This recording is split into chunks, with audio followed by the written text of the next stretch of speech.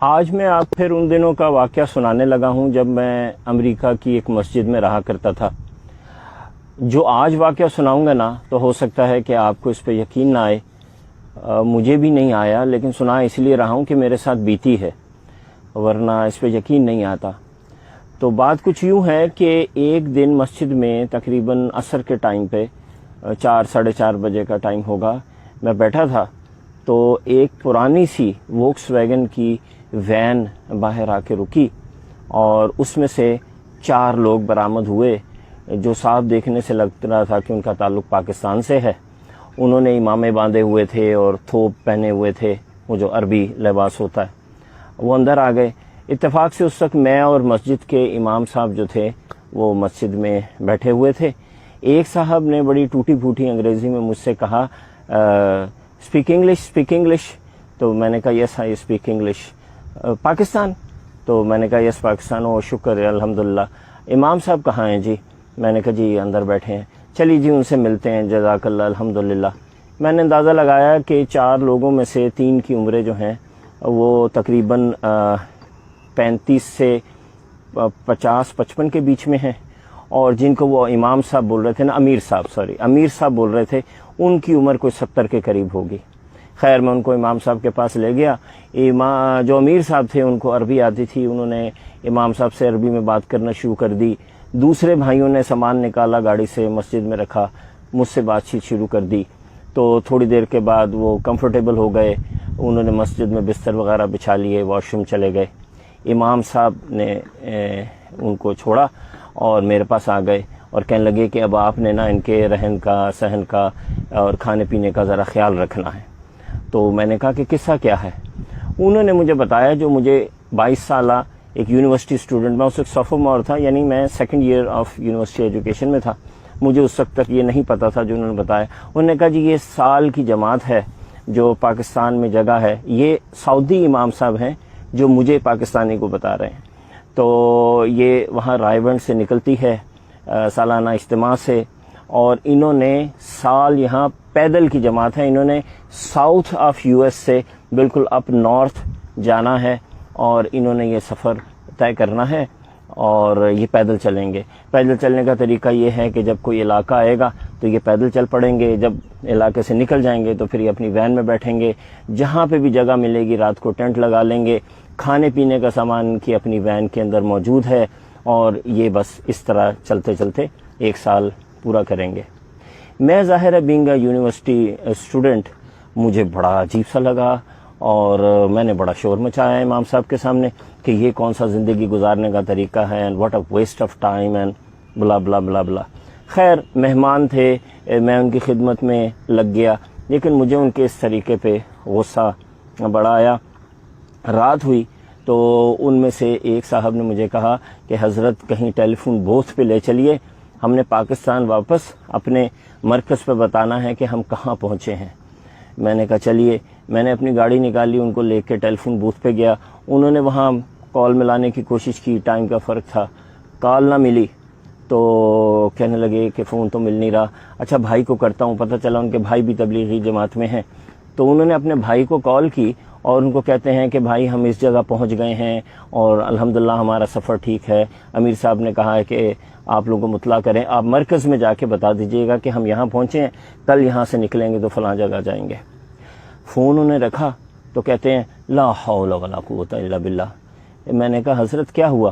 تو کہتے ہیں چلیں گاڑی میں بیٹھے، میں بتاتا ہوں۔ گاڑی میں بیٹھ کے مجھے کہتے ہیں میری تو وائف کی ڈیلیوری تھی حضرت 2-3 دن پہلے، تو وہ تو میں پوچھنا ہی بھول گیا کہ وہاں کیا سلسلہ رہا۔ یہ انہوں نے کہا نا تو میں تو پہلے ہی غصہ آیا ہوا تھا، میں تو غصے سے میرا برا حال ہو گیا۔ واپس میں مسجد میں پہنچا، میں نے امام صاحب کو سائڈ پہ کیا اور میں نے کہا کہ ان سے انگلش میں کہ کیسے میں ان کا احترام کر سکتا ہوں؟ یہ تو ایسا آدمی ہے کہ جس کو اپنی بیوی کی فکر نہیں ہے، اپنا تو بتا دیا کہ میں کہاں پہنچا ہوں، اور ان کو یہ تک نہیں پوچھا کہ میری بیوی خیریت سے ہے، ہمارے ہاں کیا بچہ ہوا اور بولا سب کچھ۔ میرے امام صاحب بڑے خاموشی سے انہوں نے میری بات سنی، انہوں نے کہا بعض چیزیں وقت کے ساتھ سمجھ آتی ہیں برادر، آپ کو یہ چیز ابھی نہیں سمجھ آئے گی، آگے چل کے سمجھ میں آئے گی۔ خیر اینی ویز دوسرے دن جناب وہ وہاں سے چلے، پہلے مسجد سے نکلے، پیدل چلتے چلتے انہوں نے پورا چھوٹا سا وہ ایک گاؤں سا قصبہ تھا، اس کو کراس کیا. اس کے بعد وہ وین پہ بیٹھے اور کہنے لگے کہ ہم رات جو ہے نا تقریباً فلاں جگہ جا کے، یعنی وہ جگہ وہاں سے بنتی تھی تقریباً 10 کلومیٹر دور. انہوں نے کہا 10 کلومیٹر وہاں جا کے ہم پڑاؤ ڈالیں گے. ٹھیک ہے جی. 9:30 بجے کے قریب، نہیں 8:30 بجے کے قریب امام صاحب مجھے کہتے ہیں چلیں وہاں چلتے ہیں اور دیکھتے ہیں کہ جو جماعت ہے وہ پراپرلی انہوں نے ٹینٹ وغیرہ لگا لی ہے کہ نہیں. میں نے کہا ٹھیک ہے. تو میں ان کے ساتھ گاڑی میں بیٹھ گیا. ہم چلنا شروع ہوئے. راستے میں ہم دیکھتے جاتے تھے اندھیرے میں، کہیں روشنی نظر آئے، ٹینٹ نظر آئے. آخر جا کے ہمیں تھوڑا آگے جب ہم نے شہر سے نکل گئے تو اندھیرے میں بالکل ایک جگہ ٹینٹ لگا نظر آ گیا، وہ بتی سی جل رہی تھی. ہم وہاں پہنچے تو وہاں جب میں نے ٹینٹ لگا دیکھا اس جگہ پہ تو میرے تو جسم میں نا ایک کپ کپی دوڑ گئی. میں حیران پریشان. میں نے امام صاحب کو کہا کہ یہ تو فلاں چرچ کی جگہ ہے، یہ ان کا پارکنگ لاٹ ہے، یہ جو پیچھے ہے یہ خالی جگہ نہیں ہے، یہ تو چرچ کی جگہ ہے. اچھا وہاں سلسلہ یوں ہے امریکہ میں، ٹیکسس میں، مجھے نہیں پتا اب کیا ہے سلسلہ.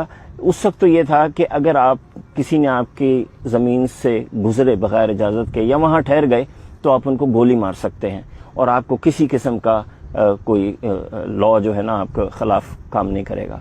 تو میں نے امام صاحب کو کہا کہ امام صاحب جلدی سے اندر چلیں، ان کو یہاں سے اٹھائیں، یہ تو بڑا مسئلہ ہو جائے گا، یہ تو گولی چل جائے گی، وہ تو ان کو مار دیں گے.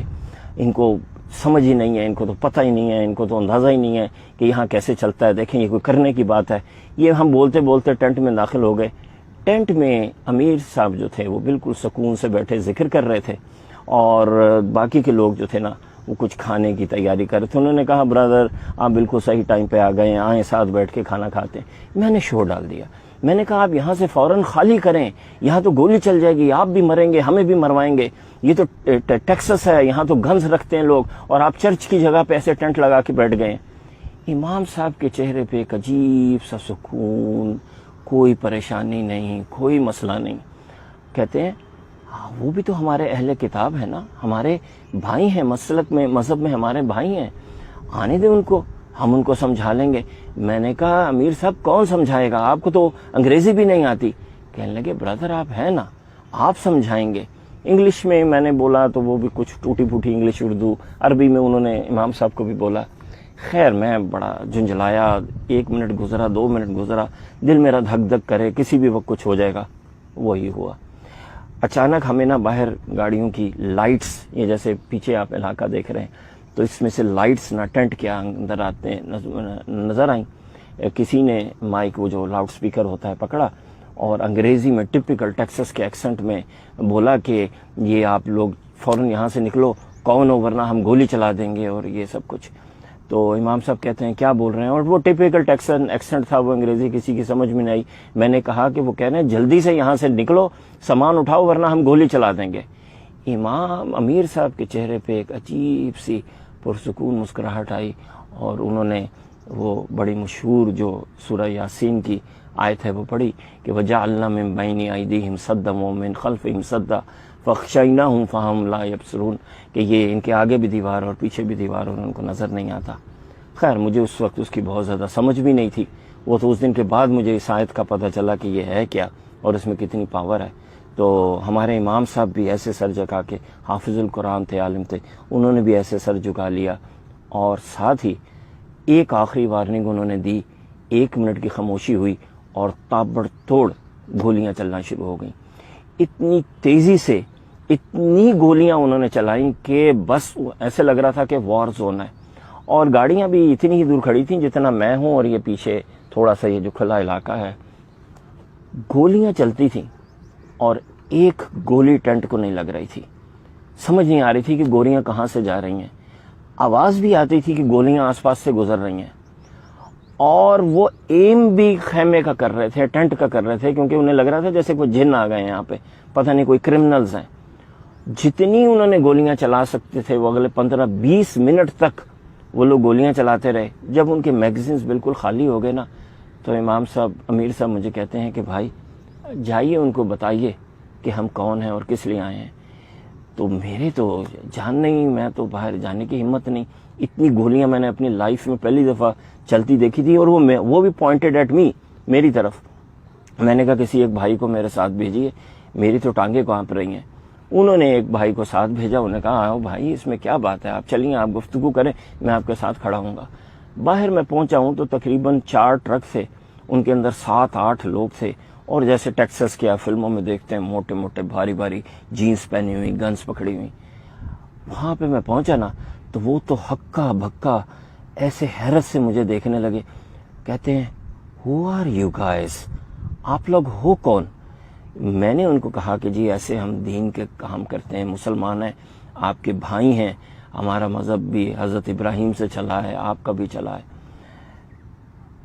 وہ تو بالکل ان کے پاس لفظ نہیں تھے۔ انہوں نے کہا آپ زندہ ہو؟ میں نے کہا ہاں زندہ ہیں، کیوں؟ انہوں نے کہا ہم نے تو اپنی پوری گولیاں آپ کے ٹینٹ پہ خالی کر دیں، ایک گولی بھی نہیں آئی اندر۔ میں نے کہا نہیں، میں تو سمجھ رہا تھا شاید آپ ادھر ادھر چلا رہے ہو۔ تو وہ چونکہ میرا ایکسنٹ جو تھا وہ ٹیکسس والا تھا، اور میں ان سے بڑا ڈاکانہ ملا لیا کہ I live at that place and I do this kind of work. تو وہ کہنے لگے کہ یہ، اور میں نے اپنے آپ کو الگ کر لیا، میں نے کہا یہ پاکستان سے آئے ہیں، I live here and I am just here to see them. میں نے کہا یہ لوگ کون ہیں کہ جن کے اوپر ایم کر کے ہم نے گولیاں چلائی ہیں اور ایک گولی بھی ان کو نہیں لگی؟ میں نے کہا پھر تو اب یہی ہے کہ آپ اندر آ جاؤ اور وہ کھانا کھانے لگے ہیں، ساتھ بیٹھ جاؤ۔ تو خواتین و حضرات اس دن وہ 10-12 لوگ، میرا خیال ہے 8-9 لوگ میرے ساتھ ٹینٹ میں آئے، وہ وہاں بیٹھے، انہوں نے کھانا کھایا، انہوں نے اسلام کے بارے میں سنا، وہ مطمئن ہوئے، لیکن اس حیرت کے ساتھ واپس گئے کہ ایک گولی بھی اس دن ٹینٹ میں بیٹھے ہوئے لوگوں کو نہیں لگی۔ اب یہ ظاہر ہے یقین نہ آنے والی بات ہے، مجھے بھی آج تک یقین نہیں آیا کہ گولیاں کیوں نہیں لگیں، جبکہ انہوں نے ہنڈریڈز میں چلائی ہوں گی۔ 20 منٹ تک آپ ذرا سوچئے کہ 6-7 بندوقیں چلیں گی آٹومیٹک رائفلز، تو کتنی گولیاں چل گئی ہوں گی۔ اس میں اب ایک بات ہے جو ہمیں نا اپنے کلچر میں اس وقت بہت زیادہ سمجھنے کی ضرورت ہے۔ دیکھیے ضروری نہیں ہے کہ ہر بات ہمیں سمجھ میں آئے اور تبھی ہم اس کو مانیں، اور یہ بھی ضروری نہیں ہے کہ جو بھی ٹھیک بات ہے نا وہ صرف ہمارے ساتھ ہی ہو رہی ہو، جو بھی ہمارا مخالف نظریہ ہے نا وہ ہمیشہ غلط ہی ہو۔ ضروری نہیں ہے، بس آپ یہ سمجھ لیجئے کہ یہ اللہ کی دنیا ہے، اللہ نے جس سے جو کام لینا ہے وہ لے رہا ہے، اور اللہ تعالیٰ کے پاس طاقت ہے، وہ جس وقت جس کو بچا لے۔ اس لیے سکون میں رہیں، خوش رہیں، دوسرے کو عزت دیں، دوسرے کے اوپینین کی رسپیکٹ کریں، اور مطمئن ہو کے اپنی زندگی گزاریں۔ شکریہ۔